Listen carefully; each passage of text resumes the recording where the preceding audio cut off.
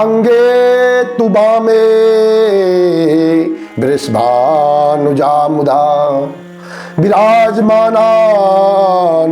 रूप सौभगाम सखी सहस्त्रे परिसेविताम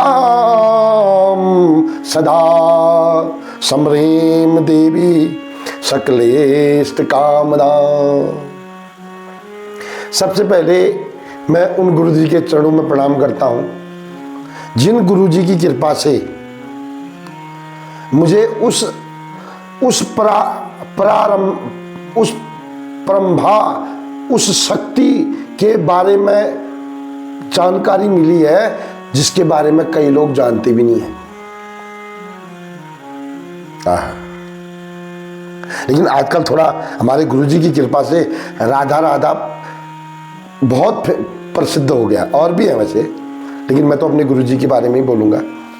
और संतों के भी बहुत संत हैं। तो ये राधा रानी इस ब्रह्म वैवर्त पुराण में मेरी राधा रानी के बारे में विस्तार से दिया हुआ है। कई लोग बोलते हैं भागवत में राधा जी का नाम नहीं है। अभी मैं ऐसी बातें साधारण सभी लोगों के सामने नहीं कर सकता, लेकिन कभी विद्वानों में अगर मेरे को बोलने का मौका मिला जिंदगी में, राधा रानी ने कृपा की, तो मैं वहां भी बता दूंगा कि यहाँ राधा रानी है और कैसे है। तो आज हम चलते हैं मेरी किशोर। देखो, मैं गुरु दीक्षा लेने के बाद निम्बार्क संप्रदाय में चला गया और वैष्णव धर्म मैंने अपना लिया।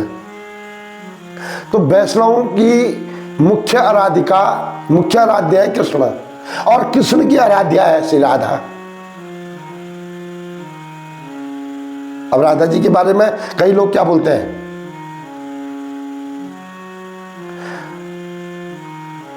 राधा तू बड़ भागिनी, तूने कौन तपस्या कीन, तीन लोक तारनहार तेरे आगे दीन। भगवान लक्ष्मी नारायण के चरणों की सेवा करती है मां, और भगवान श्री कृष्ण राधा रानी के चरणों की सेवा करते हैं। भगवान कृष्ण मथुरा में आए देवकी और वासुदेव के घर में, और भगवान श्री कृष्ण की बाएं हिस्से से निकली हुई देवी, जो भगवान श्री कृष्ण की चेतना शक्ति है, प्रेमा शक्ति है, आह्लाद शक्ति है। अब इसके बारे में अगर मैं बोलूं तो पूरी रात बोल सकता हूं, लेकिन इतना ज्यादा आप लोग भी नहीं सुनोगे। आपके लिए इतनी जानकारी बहुत ज्यादा है कि भगवान कृष्ण की जो कलाएं हैं वो श्री राधा रानी से ही है। भगवान श्री कृष्ण आनंदित होते हैं तो राधा जी से होते हैं। भगवान कृष्ण की जो आनंदमयी जो कृपाएं हैं, जो रस है, वो राधा है।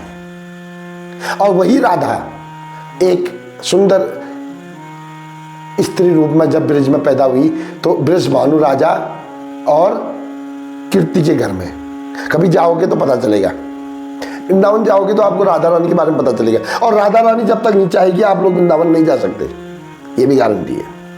तो कल, आज अभी मैं कथा कर रहा हूं, कल प्रसारण होगा इसका। तो कल जो है, आज कल के हिसाब से कल 12 बजे, यानी कि रविवार को 12 बजे ठीक राधा रानी का प्राकट्य उत्सव होगा। फेसबुक चैनल में इसका लाइव प्रसारण भी होगा। तो ये राधा रानी वृषभानु के वहाँ भगवान श्री कृष्ण के 1 साल के बाद प्रकट हुई है, और उसके बाद भगवान श्री कृष्ण और राधा रानी का मिलन हुआ। कम से कम 125 साल भगवान श्री कृष्ण ब्रज में रहे, लेकिन राधा रानी 100 साल अलग रही। ये क्यों रही, इसकी कथा कई बार हो चुकी है, और ये आज होने की जरूरत नहीं है। आज तो सिर्फ राधा रानी का प्राकट्य उत्सव कल भजन कीर्तन के साथ प्रसारण होगा। और आप सभी को राधा अष्टमी की बहुत बहुत शुभकामनाएं। और राधा रानी के बारे में जानना है तो कभी दास के पास आ जाना, इसमें पूरा लिखा हुआ है। और एक बात और बताते हूँ, राधा इनकी रा मतलब कच्चा व्यक्तिवाचक, जो निर्जीव है, और धा मतलब जो धाई माता, पोषण करने वाली, और राधा मतलब किसी मतलब इस संसार को जीवित करने वाली, पोषण करने वाली शक्ति श्री राधा रानी है। और सुनो एक बात, इस संसार को चेतन कौन करता है? वो कृष्ण है, और कृष्ण को चेतन करने वाली शक्ति श्री राधा रानी है। और इतना आज बोलने के लिए गुरु जी की कृपा से मुझे मिला है। और जिन विद्वानों को, कोई विद्वान लोग सुनेंगे, संत महात्मा, तो इस दास पर कृपा करना, इस दास को क्षमा कर देना, इस दास को बुला के सिखा देना। और इतना ही मुझे आता था। मैं किशोरी राधा रानी के चरणों में प्रेमाश्रु अपने चरण अर्पित कर रहा हूँ, क्योंकि मैं इस संप्रदाय से जुड़ा हुआ हूँ। तो राधाष्टमी की बहुत बहुत शुभकामनाएं। जय श्री कृष्ण। राधे राधे तो बोल देना।